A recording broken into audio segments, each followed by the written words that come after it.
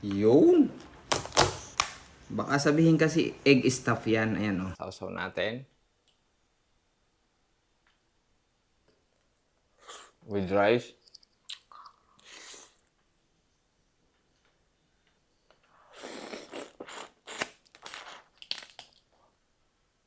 Hello mga kasakol! For today's episode, magmumukbang po tayo ng alimango. Napakaganda po ng ating nabiling alimango, napakalalaki at napakatataba. Dito ko lang po yan nabili kay Camille Seafoods na inyo lang pong matatagpuan sa New Market, Batangas City. Ayan, bagong palengke po, stall number 18. Ito pong mag-asawa yung nagtitinda. Ayan, mababait po yan. Kaya pwede po tayong mamasko dyan sa Pasko. Ayan, joke lang. Ngayon pong darating na Pasko, kung gusto nyo pong maghanda ng ganito, tumatanggap po sila ng pre-order.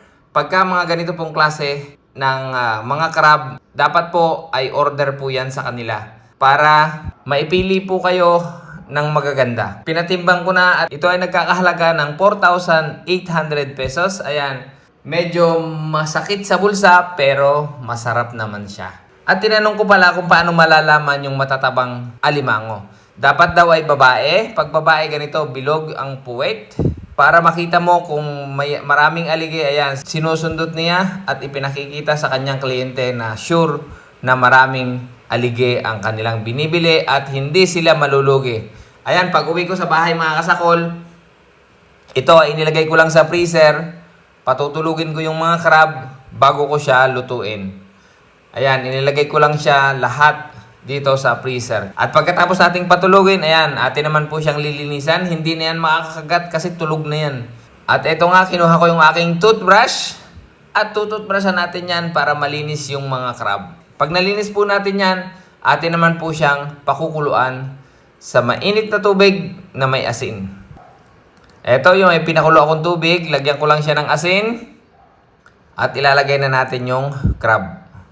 Pagkatapos nating ilagay yung mga crab, atin itong tatakloban at pakukuluin ko lang yan sa looban ng 15 minuto at okay na yan mga kasakol. Ayan, atin lang pong babanlawan at uhugasan para maalis yung mga iskam-iskam. At ito mga kasakol, ipakikita ko sa inyo kung gaano katataba yung crab na nabili ko. Ito, tingnan ninyo. Punutol ko lang and then, ayan na. Grabe oh, sobrang tataba. Sarap. Ito pa yung isa. Tingnan natin kung ganun din siya kataba. Ay grabe, mas mataba ito. Mas ma-orange yung aligi. Kaya mga kasakol, nagawa naman tayo ng butter and garlic sauce. Nagpainit lang ako ng kawali. Inilagay ko lang yung butter. Tutunawin ko lang. Tapos inilagay ko yung... Ang ginamit ko po dito ay yung fried garlic na para mas mabilis. Kasi mabilisan po yan at ginugutom na pa ako. Pero kung meron kayong sariwang bawang, mas masarap po yun. Lagyan ko lang siya ng paminta. Paprika. And then lalagyan ko siya ng ketchup para po mapula-pula yung ating sauce na butter and garlic. Ayan. Lagyan natin ng kaunting patis na pampalasa and sugar na pangpabalance ng lasa. Haluin lang. And okay na po yung ating pangmalakasang sauce. Alam nyo na kung anong kasunod. Tara, mukbangan na. Ito na mga kasakol, yung ating biniling crab. And kitang-kita nyo po, napakadami ng aligi. Meron po kasing nagko-comment doon sa aking isang video na yun daw ay egg stuff. Hindi po yan. Wala pong itlog yan. Kitang-kita nyo naman po nung bini ako yung aligi. Pero bago natin simulan sa kulin ito, magdasal po muna tayo. Bless us, O Lord, in this gift we are about to receive from the bounty through Christ our Lord. Amen. Ano pang hinihintay natin? Attack! Baba ko lang po itong isa. Kunin ko itong isa. You know. Buksan natin.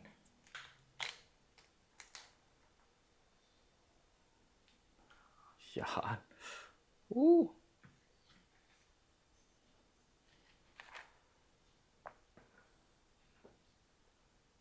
Garlic and butter. Sausaw natin. Unang subo para sa inyo mga kasakol.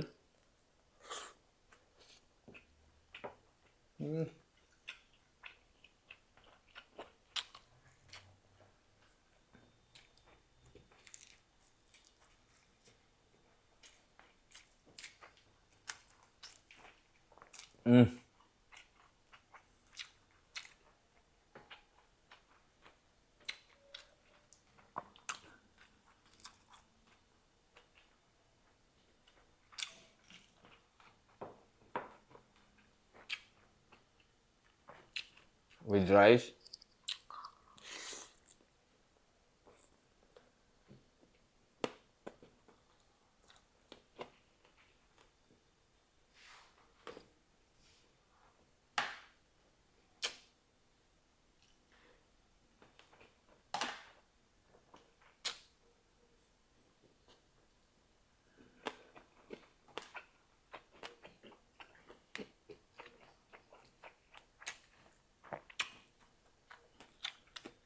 Wala na.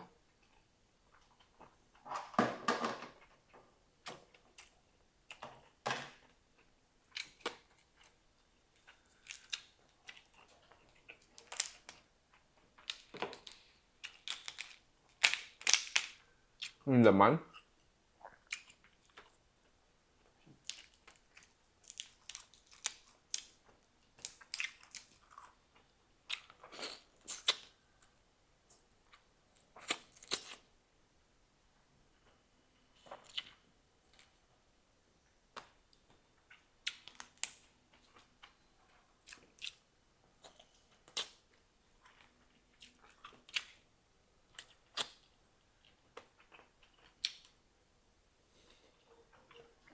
Ito ba, hindi ko itatapon. Kaya lang, mamaya ko na siya kakainin off cam.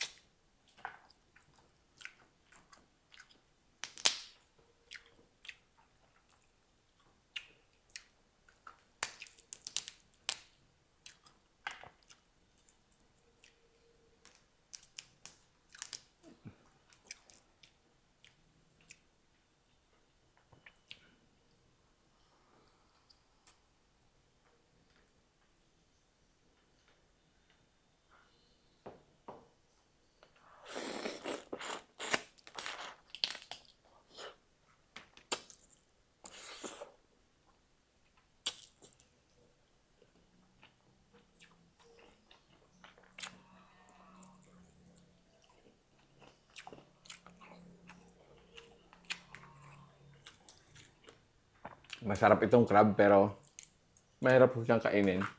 Yan. Nakikisalo pa yung langaw. Uy. Ang kulit.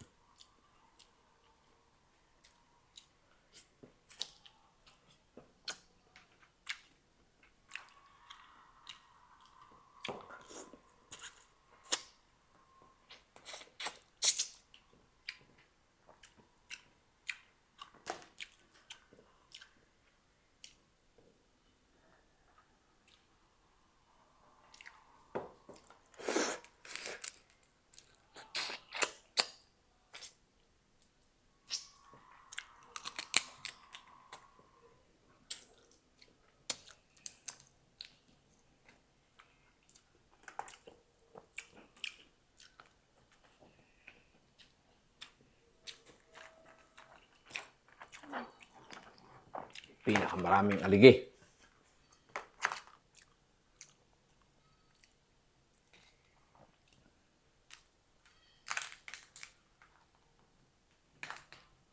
Haha.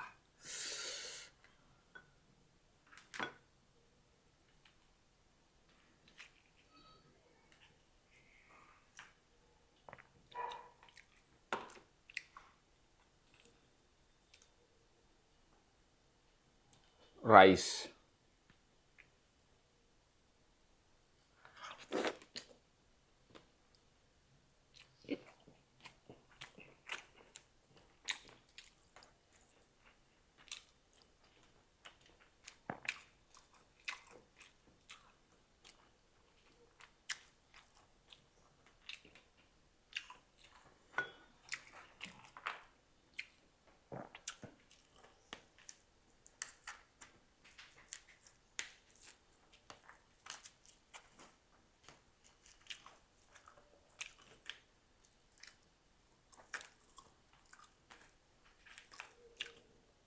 Yan o.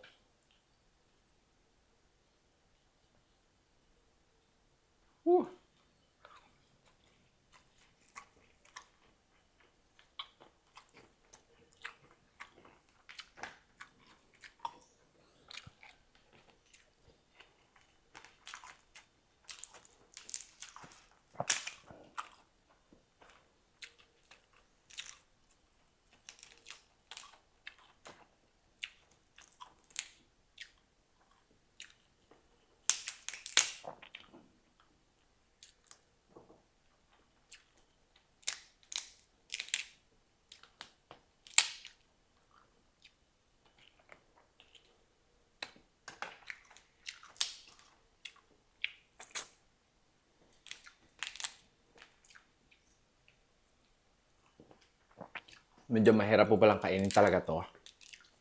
Masarap siya. Pero, matiltil siyang kainin.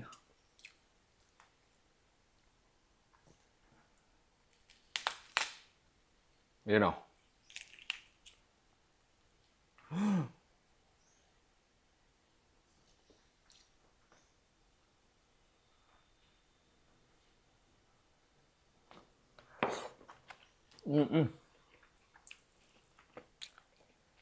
Grabe yun.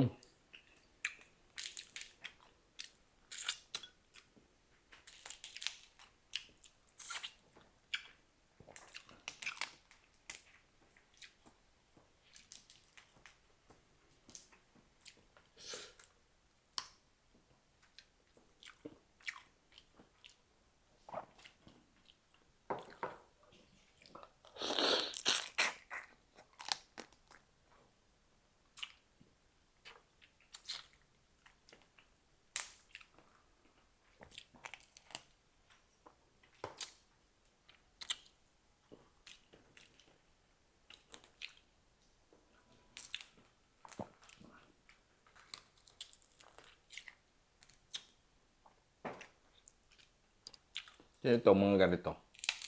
Madami itong laman.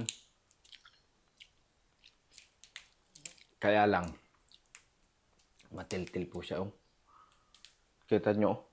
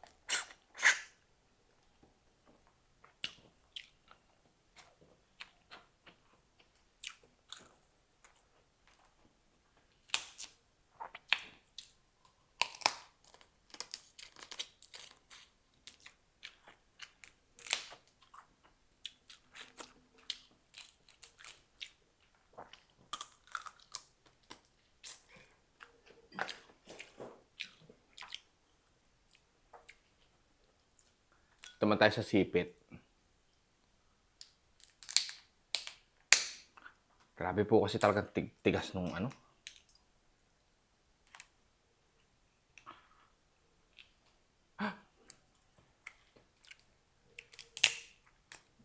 Ayun.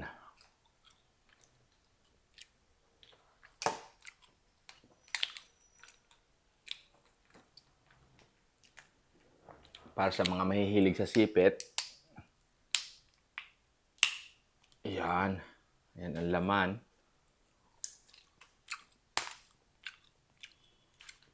Yun.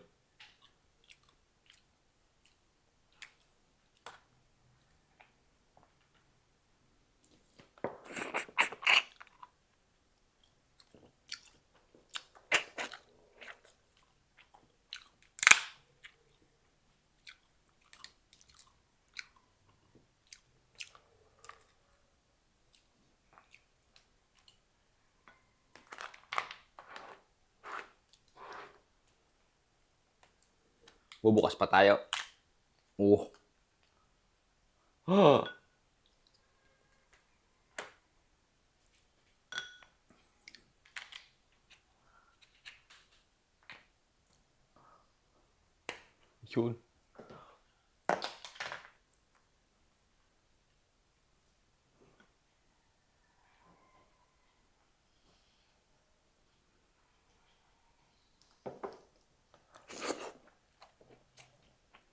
Kanin.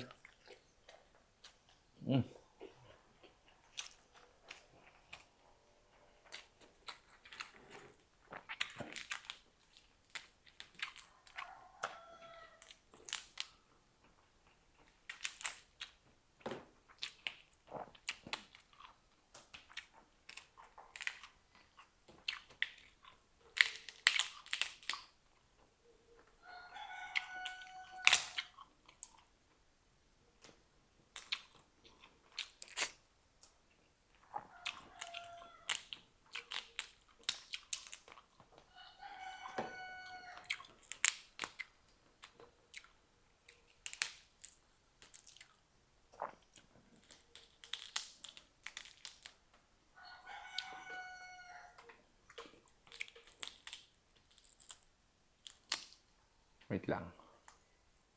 Maganda to.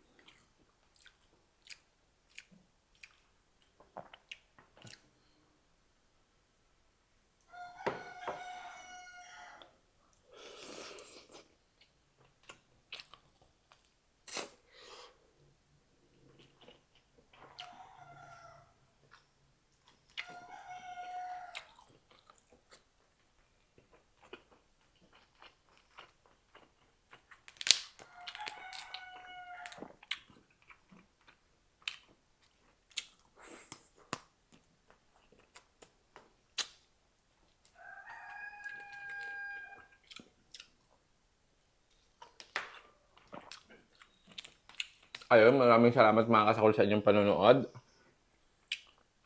Enjoyin ko na lang po ito. Naka-off cam.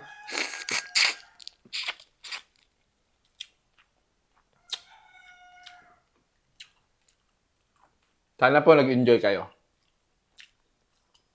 Ito, para sa inyo.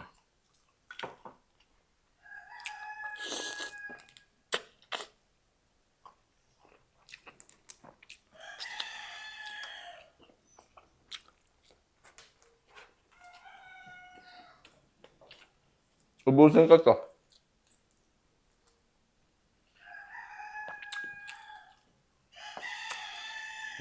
Okay na.